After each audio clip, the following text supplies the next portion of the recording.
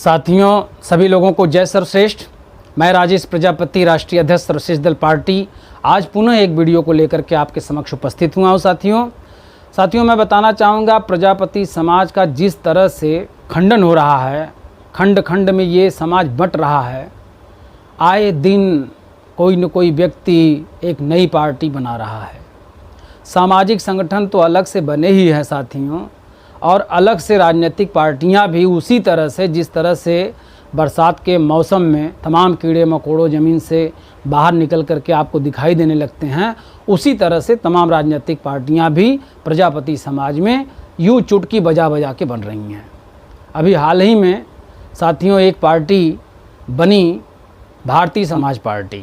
शशि प्रताप सिंह जी ने बताया कि राष्ट्रीय अध्यक्ष मैं खुद हूँ, लेकिन बाद में पता चला कि एक प्रजापति समाज का चेहरा लगा करके उन्होंने इस पार्टी का उनको राष्ट्रीय अध्यक्ष बना दिया और स्वयं वे इस पार्टी के संरक्षक बन गए, संयोजक बन गए।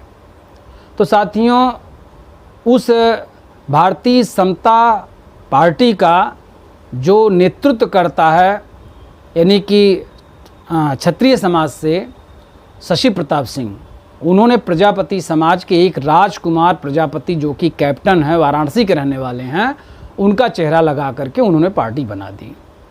अब बताइए कि जब संयोजक और संरक्षक दूसरे जाति का व्यक्ति होगा, तो अपने प्रजापति समाज का व्यक्ति उसमें राष्ट्रीय अध्यक्ष बन करके क्या कर लेगा?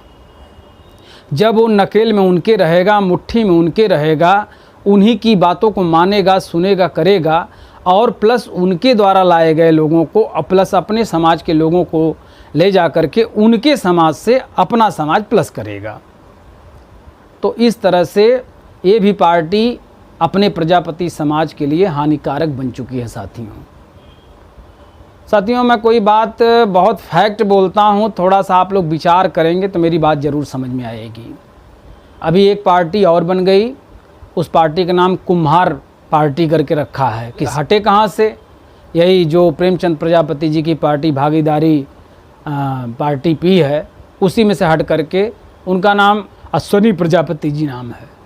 साथियों, पार्टियां क्यों बन रही हैं प्रजापति समाज में? जब कुछ प्रतिशत लोग उनके साथ, कुछ प्रतिशत लोग उनके साथ, कुछ प्रतिशत लोग उनके साथ, कुछ उनके साथ, कुछ उनके साथ, इस तरह से जब 20-22 पार्टियां, 25-26 पार्टियां बन जाएंगी समाज में, तो इस समाज का क्या होगा साथियों? सोच के देखिए। मैं देखिए अब प्रजापति समाज का नेतृत्व करना भी चाहता हूं और नहीं भी करना चाहता हूं। करूंगा उस शर्त पे कि जब आप लोग मेरी बातों को समझना शुरू करेंगे और हमारे वीडियो को लोगों तक भेज करके शेयर करिए, उनसे पूछिए कि जो उनके सवाल है हमारे वीडियो में वो अपने कमेंट के माध्यम से लिखें, मैं उसका जवाब ज़रूर दूंगा। साथियों, मैं बार बार अपना मोबाइल नंबर लिखता हूं, बार बार अपने बारे में बताता हूं, लेकिन आप लोगों को समझ में बिल्कुल नहीं आता है। तो साथियों, इस तरह से प्रजापति समाज की वो स्थिति होती चली जा रही है जिसका कोई हिसाब नहीं। और भी बनी हैं पार्टियां, तो कुल मिलाकर के 25-26 जगह अगर ये समाज बटेगा तो इस समाज का क्या हाल होगा? कुछ प्रतिशत वहाँ, कुछ प्रतिशत वहाँ, कुछ प्रतिशत यहाँ, वहाँ वहाँ वहाँ बटने से बेहतर है कि आप सब लोग एक जगह देखिए। उन राष्ट्रीय अध्यक्ष जी का राह मत देखिए कि वो आएंगे और सब लोग एकजुट होकर के आपको एकजुट करेंगे। नहीं, आप सबको छोड़ करके किसी एक को चुन लीजिए। मैं ये नहीं कहता कि आप मुझे चुन लीजिए, मैं बार बार कहता हूँ जिसके साथ मर्जी कहे उसके साथ, लेकिन सिर्फ और सिर्फ एक को चुनिए।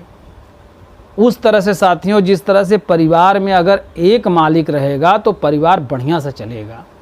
अगर कई मालिक हो जाएंगे तो उस परिवार का क्या होगा? सत्यानाश के सिवा क्या होगा बताइए ना। आप लोग समझदार हैं, लेकिन अपनी बुद्धिमत्ता का, अपनी बौद्धिकता का, अपने ज्ञानवान होने का कोई परिचय हमें नहीं दे पा रहे हैं। इसलिए मुझे बहुत ही जैसे घृणा होती है कि मैं प्रजापति समाज में जन्म क्यों लिया, जहाँ के लोग, हमारे वंश, हमारे जाति के लोग इतनी कमज़ोर मानसिकता के हैं कि इनको इससे संबंधित जितने भी शब्द हैं, जैसे कि बता दे रहा हूँ, गधा, मूर्ख, अज्ञानी, ये सारे शब्द जितनी मात्रा में आते हैं उतनी मात्रा का प्रयोग कर लीजिएगा साथियों, वो हमारा समाज बन चुका है। मुझे कहने में बड़ी ग्लानि महसूस होती है, बहुत अपमान लगता है कि मैं यार अपने समाज को ऐसा क्यों कह रहा हूँ। लेकिन बस वही बात है, जब समझाते समझाते समझाते आप थक जाएंगे तो अपने ही बच्चे को आप ताबड़तोड़ मारेंगे। भाई कहेंगे यही कि कितने दिन से कह रहा हूँ तुमको 1 से 15 तक पहाड़ा याद करने के लिए, नहीं याद कर पा रहे हो, तो आप क्या करेंगे। उसी तरह से साथियों मुझे भी बहुत खीज उठ चुकी है कि आखिर ये हमारा समाज कहाँ खोया है, क्यों नहीं समझता बातों को।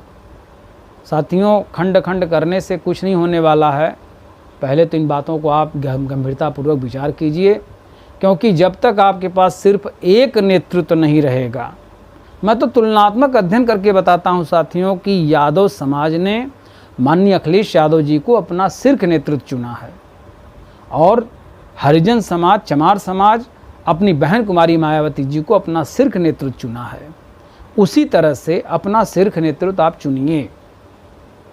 मैं राजेश प्रजापति पिछले कई वर्षों से इस समाज को यही बात समझा रहा हूँ, लेकिन ये समाज ईर्ष्या से भरा हुआ है, ये किसी को ज्ञानी मानने के लिए तैयार नहीं है अपने आगे। इसके दिमाग में एक ही बात चलती है, जब हम नहीं कर पाए तो ये कैसे कर लेंगे, बस ये दिमाग में उसके चल रहा है। हम इतना दिन से किए प्रयास कुछ नहीं हुआ, इनसे कैसे हो जाएगा। मैं साथियों कितनी बार इतनी सामान्य ढंग से बता रहा हूँ कि आप केवल मन बना लीजिए कि हमें एकजुट होना है, तो एकजुट होने के सारे रास्ते हमने अपने तमाम पिछले वीडियो में बता चुके हैं। आप उसको देखिए, अध्ययन करिए। ज़्यादा नहीं साथियों, केवल 3-4 पेज का वो लिखा हुआ मेरा सब वाक्य बोला हुआ है। अब 3-4 पेज अगर आप अपने पूरे जीवन को, भविष्य को सुंदर बनाने के लिए अगर वो 3-4 पेज की बात आप अगर नहीं दिमाग में बैठा पा रहे हैं, तो सोचिए आप किस मानसिकता के मैं समझूँ आप सबको। अरे खून है आपके भी अंदर, 2 आँखें ईश्वर ने दिया है, उतना बड़ा दिमाग दिया है जितना बड़ा सभी को है। चाहे वो प्रधानमंत्री मनमोहन सिंह जी रहे हों, चाहे मोदी जी रहे हों, चाहे मुख्यमंत्री योगी आदित्यनाथ जी रहे हों, चाहे सुश्री बहन कुमारी मायावती जी रही हों, सबके पास जितना बड़ा ये खोपड़ा है उतना बड़ा ईश्वर ने आपको भी दिया है। लेकिन इस खोपड़े में आप क्या भर रहे हैं, फ़र्क इससे पड़ रहा है साथियों। तो बार बार किसी चीज़ को भाई मैं यही सोच करके घसता हूँ, करत करत अभ्यास ते जड़मत होत सुजान, और रसरी आवत जात ते सिल पे परत निशान। यानी अभ्यास, प्रदर्शन, रियाज लगातार अगर उसी पर रमे रहें अगर, तो पत्थर भी अगर होता है तो उस पर भी यार निशान पड़ जाती है। आपने वो पुराने ज़माने में देखा होगा ना, वो कुआं था, और कुएं में जब वो माँ बहनें, भाई, पिताजी, माताजी या स्वयं हम जब उसमें बाल्टी डाल के हम लोग पानी खींचते थे, तो वो पत्थर होता था, उसमें जगह बन जा रही थी, वो घिस जा रहा था, यानी उस पर निशान पड़ जा रहा था कि यहाँ से रस्सी कई बार आई गई है। वो लकड़ी की इतनी बड़ी जो घिर्री लगी रहती थी, जिसको आप गड़ाड़ी कहते हैं, वो जिस पे से मतलब ऐसे से करके लोग कुआं में पानी खींचते थे, उस पर भी जो है रस्सी ढीलते समय, आते समय उस पर भी निशान पड़ जाता था साथियों। और आपके दिमाग में मेरे विचारों का निशान क्यों नहीं पड़ रहा है? सोच के देखिए, आप किस मिट्टी के बने, आपको शर्म भी नहीं आती यार। एक दूसरा समाज जो है आपके ऊपर हंसी उड़ा रहा है। मैं बार बार कह रहा हूँ कि आप हिजड़ों से नीचे बन चुके हैं, आपको वो भी बात हमारी बुरी लगती है। बुरी क्यों लगती भाई? सुधार करो कि कोई ना कहने पाए। वो आपके समाज का एक व्यक्ति कह रहा है, बस इतने समझिए। मैं जिस दिन कहना बंद कर दूंगा साथियों आप लोग को, उस दिन दूसरा भी समाज आपको कुछ नहीं कह पाएगा। और ये जो जुर्म हो रहे हैं तमाम अपने समाज में जगह जगह, ये सब बंद हो जाएंगे साथियों। आज मैं आपसे गारंटी के साथ पूछ रहा हूँ कि चमार समाज में या यादव समाज में या पटेल समाज में आपने कोई घटना दुर्घटना देखी होगी? 1% 2% अगर आपने देखा भी होगा तो वो कोई मायने नहीं रखता, उसको भी वो लोग सॉल्व कर ले रहे हैं, उसको न्याय दिला दे रहे हैं। लेकिन अपने समाज में जितनी भी घटनाएं हुई, हमारे सभी लोग पहुँचे ज़रूर, या कर देंगे वाह कर देंगे, इनकी लड़ाई लड़ेंगे, आज तक कुछ नहीं हुआ। किसी को इंसाफ मिला तो बता दो। मैंने कितनी बार बताया कि पुलिस विभाग में किसी बाहरी व्यक्ति को बोलने का कोई अधिकार नहीं है, उसके बावजूद भी लोग पहुंचते हैं, अपनी फ़ोटो खिंचवाते हैं, कहीं कहीं एक साथ मंच भी लगवाते हैं, तो वहाँ से निकलने के बाद अपना राग अपनी अपनी ढपली बजाते हैं। तो साथियों, इस बात को समझिए, प्रजापति समाज का विकास जो युवा करना चाहता है, जो शिक्षित लोग करना चाहते हैं, जो नौकरी पेशे में हैं करना चाहते हैं, आज आपकी नौकरी है, लेकिन ज़रूरी नहीं है कि आपकी दूसरी तीसरी पीढ़ियां भी नौकरी में ही रहें। इसलिए एक राजनीतिक मंच की बहुत ही ज़रूरत है साथियों।